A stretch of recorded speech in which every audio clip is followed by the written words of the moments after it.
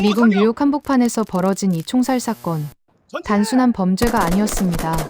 이유 없이 쓰러진 시민이 30명을 넘었고 범인은 하나가 아니라 6명이었습니다. 경찰과 군이 동시에 투입됐지만 사살 작전은 번번이 실패했고 피해자만 늘어나는 긴급 상황이 이어졌습니다. 그때 현장 한쪽에서 조용히 작전 지도를 다시 펼친 인물이 있었습니다. 한국 육군 출신 미군 장교 김종대. 총을 더 들자는 의견이 쏟아질 때 그는 정반대의 결론을 내립니다. 그리고 그 선택은 미군이 한국 매뉴얼을 조용히 가져가게 만든 이유가 됩니다. 지금부터 미군이 극비로 회수한 한국 매뉴얼의 시작, 그날의 기록을 전해드립니다. 짠한국 이야기 도움이 되셨다면 구독과 좋아요, 댓글로 응원 부탁드립니다. 전진 어무 사격 개시. 알겠다, 이동한다. 오른쪽 확실히 제압해. 안녕하세요. 저는 마이클 윌리엄스입니다. 미국 육군으로 복무했고 지금은 손주와 저녁을 먹으며 뉴스를 보는 평범한 노인입니다. 그날도 늘 그렇듯 하루가 조용히 끝나는 줄 알았습니다. 텔레비전 화면에는 뉴욕 시내가 비치고 있었고 손주는 소파에 앉아 태블릿을 내려다보고 있었습니다. 그런데 화면이 갑자기 바뀝니다. 사거리, 경찰차, 군용 차량, 통제선, 그리고 바닥에 쓰러진 사람들. 그 순간 제 입에서 저도 모르게 말이 튀어나옵니다. 사람이 어떻게 저런 짓을? 아직 상황이 정리되지도 않았는데 화면 아래 자막은 이미 사망자 수를 알리고 있습니다. 숫자는 빠르게 올라가고 앵커의 목소리는 흔들립니다. 이유 없는 총격, 무차별 난사, 도심 한복판이라는 단어들이 겹쳐집니다. 저는 숨을 고르고 화면을 똑바로 봅니다. 이건 뉴스가 아니라 제가 직접 들어가 있었던 현장이기 때문입니다. 잠시 후 범인이 한 명이 아니라는 속보가 나옵니다. 둘도 아닙니다. 6명입니다. 각각 다른 위치, 다른 방향, 서로 역할을 나눈 움직임입니다. 이건 우발적인 사건이 아닙니다. 준비된 도심 교전입니다. 길을 건너던 사람들, 출근하던 사람들, 하루를 시작하던 사람들이 아무 이유 없이 쓰러집니다. 그때 회의실에서 누군가 소리를 높입니다. 저건 인간이 아니다. 악마다. 왜 열심히 일상을 이어가던 사람들이 저렇게 많이 죽어가야 하는가? 너흰 우리가 반드시 잡는다. 죽음보다 더한 고통 속에 살게 해주마. 내가 꼭 그렇게 한다. 분노는 이해합니다. 저도 같습니다. 하지만 저는 동시에 압니다. 이 분노가 앞서면 피해자는 더 늘어난다는 걸요. 뉴욕 경찰, 특수부대, 그리고 군이 차례로 투입됩니다. 저도 작전 회의실에 들어가 있습니다. 사살 작전이 검토되고 곧 실행됩니다. 그러나 결과는 참담합니다. 범인은 잡히지 않고 총성은 계속 이어지며 민간인 피해만 늘어납니다. 총은 충분하고 병력도 많지만 도시는 통제되지 않습니다. 그때 제 시야 한쪽에 서 있는 한 장교가 들어옵니다. 말이 없습니다. 과장된 분노도 조급함도 보이지 않습니다. 그는 지도를 내려다보며 도로와 건물을 사람의 흐름처럼 읽고 있습니다. 누군가 그의 이력을 조용히 읽습니다. 대한민국 육군 출신 김종대, 나이 45세. 그 이름이 들리는 순간 회의실의 공기가 조금 달라집니다. 저는 직감합니다. 이 밤은 아직 끝나지 않았고 총이 아니라 다른 방식이 필요하다는 걸요. 그때 손주가 제 손을 잡고 묻습니다. 할아버지, 군대는 왜 가요? 저는 화면에서 눈을 떼지 않은 채 대답합니다. 사람을 지키는 방법을 배우러 간다고요. 그걸 배우지 않으면 오늘 같은 밤은 끝나지 않으니까요. 작전 회의실 안은 숨이 막힐 만큼 무거운 공기로 가득 차 있습니다. 분노와 조급함이 섞여 있고 누구도 그 감정을 숨기려 하지 않습니다. 사망자 수는 계속 갱신되고 있고 보고서는 점점 짧아집니다.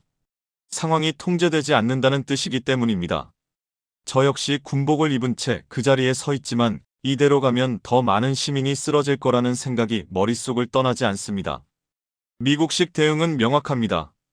차단하고 포위하고 들어가서 끝낸다. 지금까지 수없이 성공했던 방식입니다. 그러나 이곳은 사막도 아니고 전선도 아닙니다. 사람들 위에 사람이 겹쳐 사는 도시 한복판입니다. 범인은 6명이고 서로 연결돼 있으며 우리가 움직일 때마다 더 깊숙이 숨어듭니다. 사살 작전이 시도될수록 총성은 더 불규칙해지고 민간인 피해는 눈에 띄게 늘어납니다. 회의실 안에서 누군가 말합니다. 지금이라도 더 강하게 밀어붙여야 한다고요. 저는 그 말을 듣는 순간 오래전 훈련장에서 들었던 한 문장이 떠오릅니다. 전투에서 가장 위험한 순간은 적이 강할 때가 아니라 내가 조급해질 때라는 말입니다. 그런데 그 문장을 입 밖으로 꺼내기 전에 먼저 말하는 사람이 있습니다. 그 사람이 바로 한국 육군 출신 김종대입니다. 대한민국 육군 출신 장교. 그는 지도를 바닥에 펼치고 차분한 목소리로 말합니다. 이건 총싸움이 아닙니다. 사람을 상대로 한 전투입니다. 회의실이 조용해집니다. 그는 범인의 위치를 짚지 않습니다. 대신 사람들이 움직이는 길, 도망칠 때, 선택할 수 있는 방향, 공포가 몰릴 수 있는 지점을 하나씩 짚어나갑니다. 그는 도시를 적으로 보지 않습니다. 사람의 생활 공간으로 보고 있습니다. 이 차이가 작전 전체를 바꾸고 있다는 걸 저는 직감합니다. 김종대는 포위를 풀자고 말합니다. 도주로를 일부러 남기자고 합니다. 그 말이 나오자 몇몇 장교의 얼굴이 굳어집니다. 지금 상황에서 길을 열어준다는 건 상식 밖의 선택이기 때문입니다. 누군가 반문합니다. 그러다 빠져나가면 어떻게 할 거냐고요. 김종대는 잠시 지도를 바라보다가 말합니다. 사람은 길이 보이면 생각이 느려집니다. 막히면 난폭해지고 열리면 판단이 흐려집니다. 그 말은 설명이 아니라 경험에서 나온 확신처럼 들립니다. 저는 그 순간 이해합니다. 이 사람은 교과서로 전술을 배운 게 아니라 실제로 사람 속에서 작전을 해본 사람이라는 걸요. 훈련장에서, 도시에서, 민간인이 있는 상황에서 무엇이 먼저 무너지는지를 아는 사람입니다. 회의실 안의 분위기가 서서히 바뀝니다.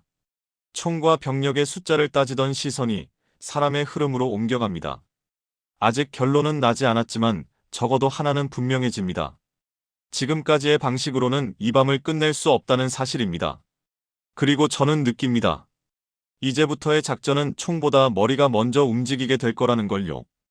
회의실 안 공기는 여전히 무겁지만 이전과는 결이 다릅니다. 방금 전까지는 분노와 조급함이 공간을 채우고 있었다면 지금은 판단과 계산이 그 자리를 대신하고 있습니다.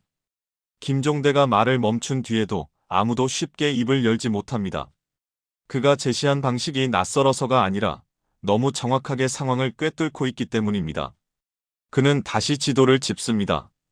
건물 하나하나, 교차로 하나하나를 설명하지만 적의 위치는 끝까지 말하지 않습니다. 대신 이 도로를 지나가는 사람의 수, 이 골목에서 생길 공포의 밀도, 경찰차가 나타났을 때 군중이 흩어지는 방향을 이야기합니다. 저는 그 설명을 들으며 확신합니다.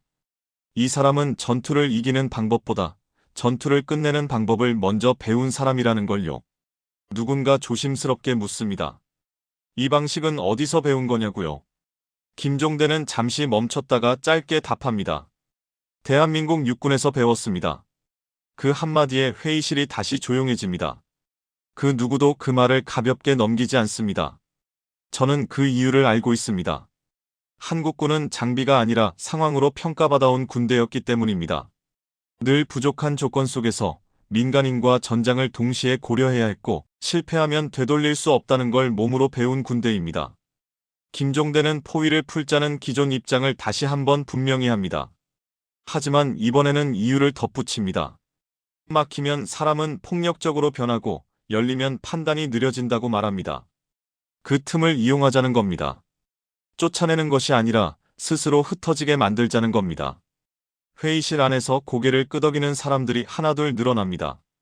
저 역시 그렇습니다. 이건 위험한 도박이 아닙니다.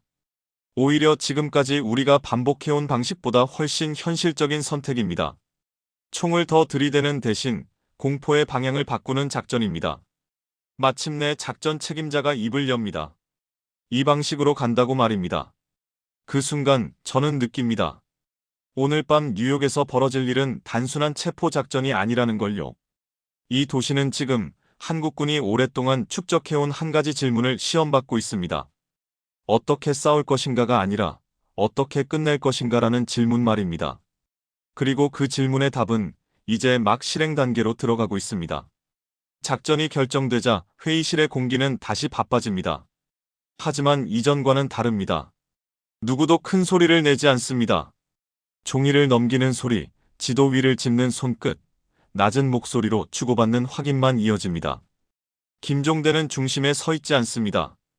오히려 한 발 뒤에서 전체를 바라보고 있습니다. 그러나 방향은 분명히 그에게서 나옵니다.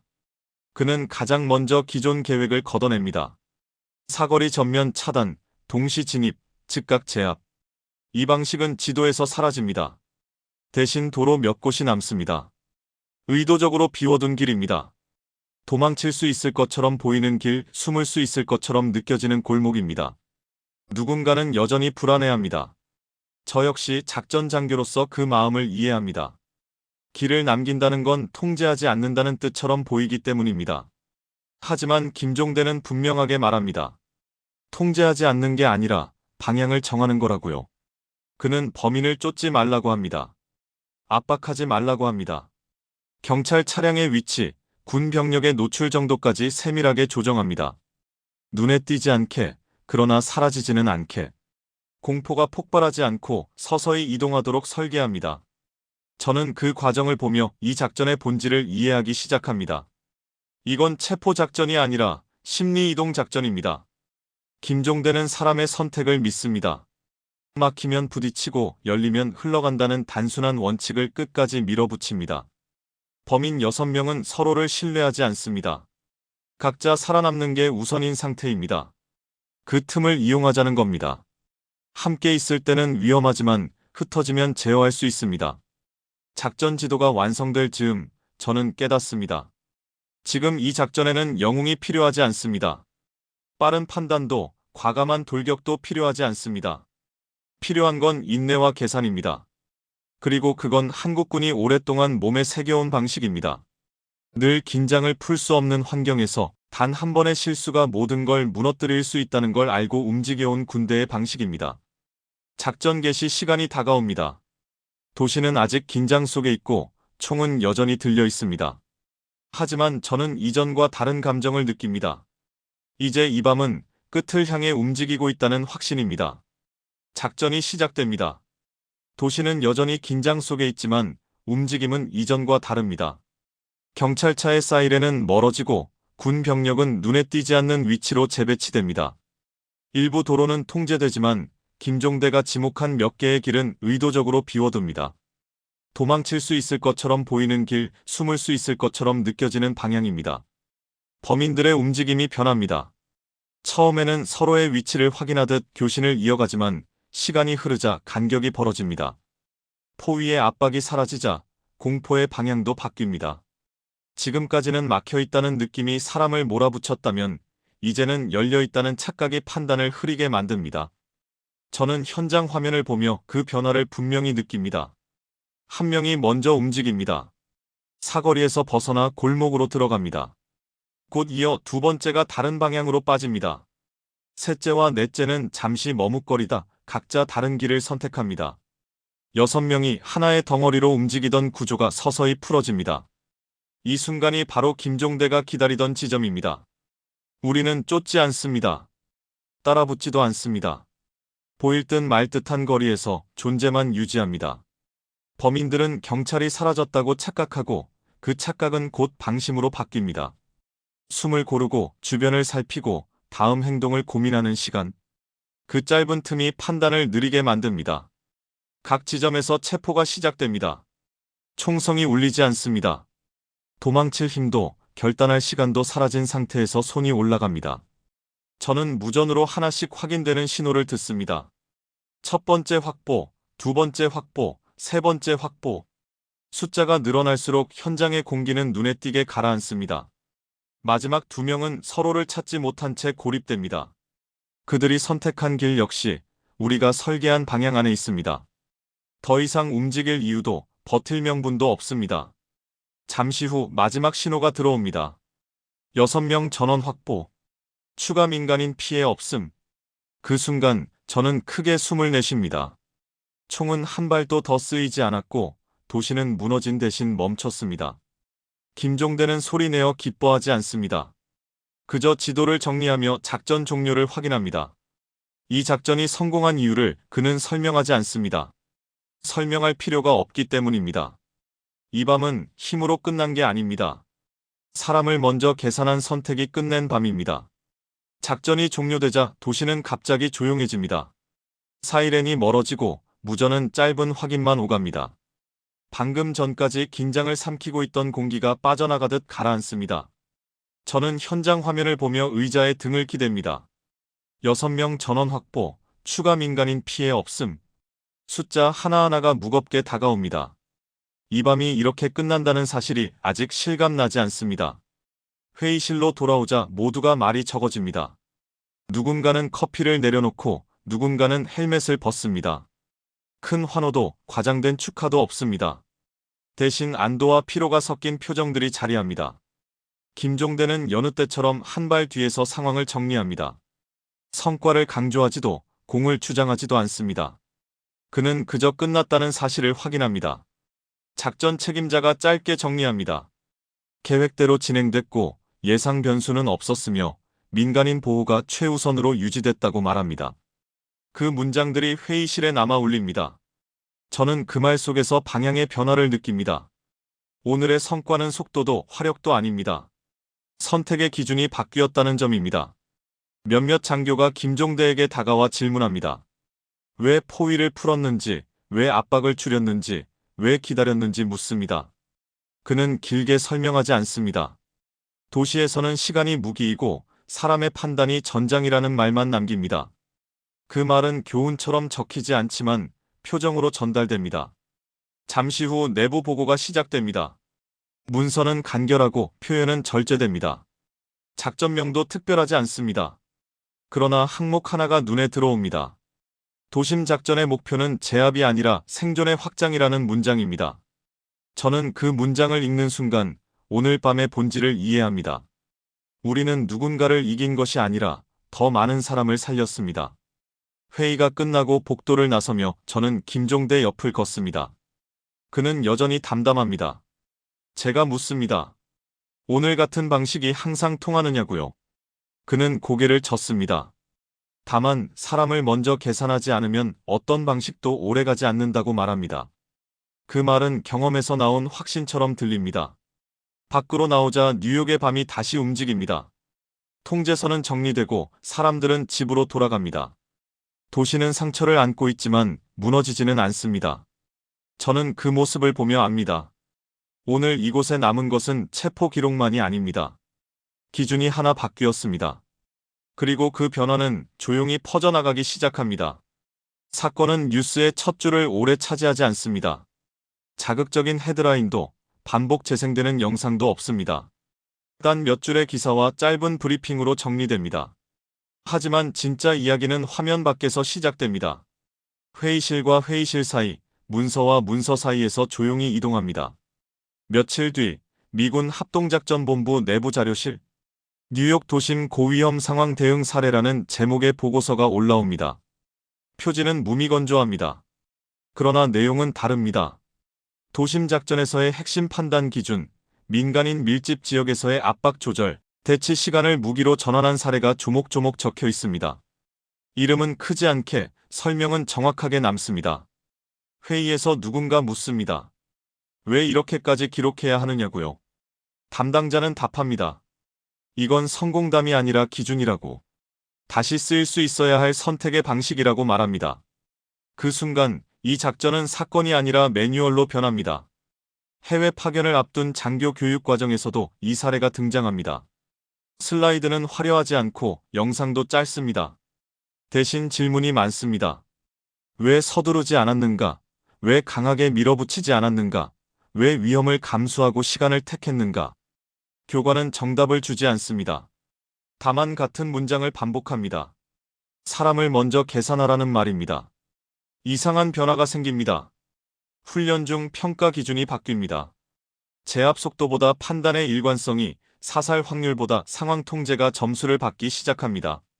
숫자는 작게 조정됐을 뿐인데 현장의 분위기는 달라집니다. 누군가는 답답하다고 말하고 누군가는 오래 버틸 수 있겠다고 말합니다. 김종대의 이름은 여전히 전면에 나오지 않습니다. 그는 인터뷰를 하지 않고 강연도 피합니다. 대신 보고서의 각 주, 교육 자료에 참고 사례로만 남습니다. 누군가는 그를 왜 숨기느냐고 묻습니다. 내부에서는 간단히 답합니다.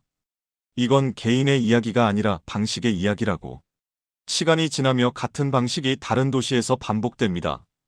결과는 늘 화려하지 않습니다. 하지만 민간인 피해는 줄고 사후 분쟁도 감소합니다.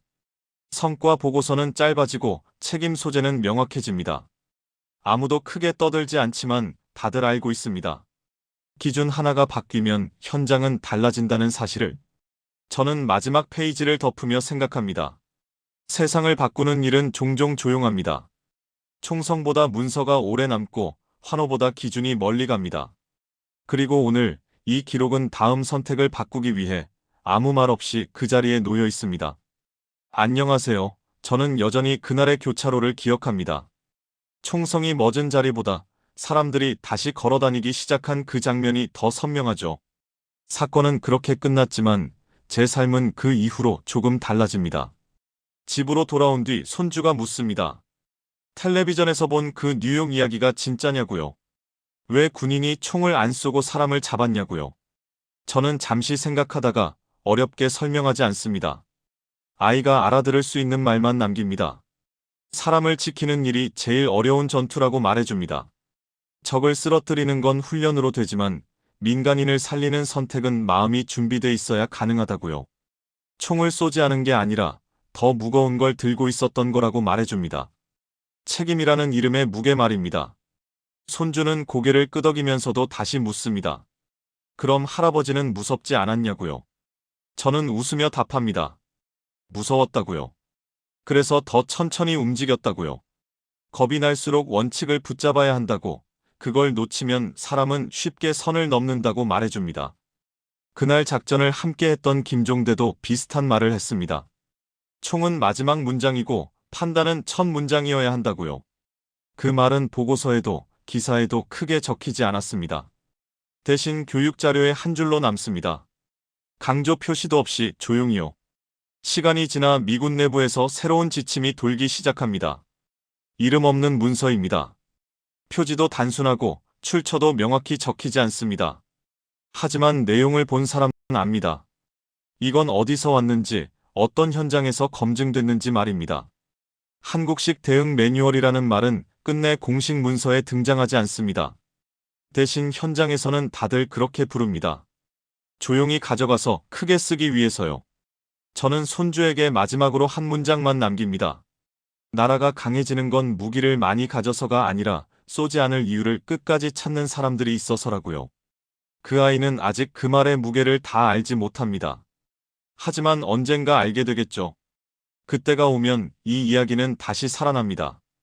밖에서는 여전히 세상이 시끄럽습니다.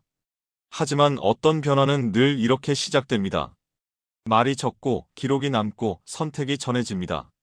그리고 누군가는 다음 현장에서 그 기준을 다시 꺼내듭니다.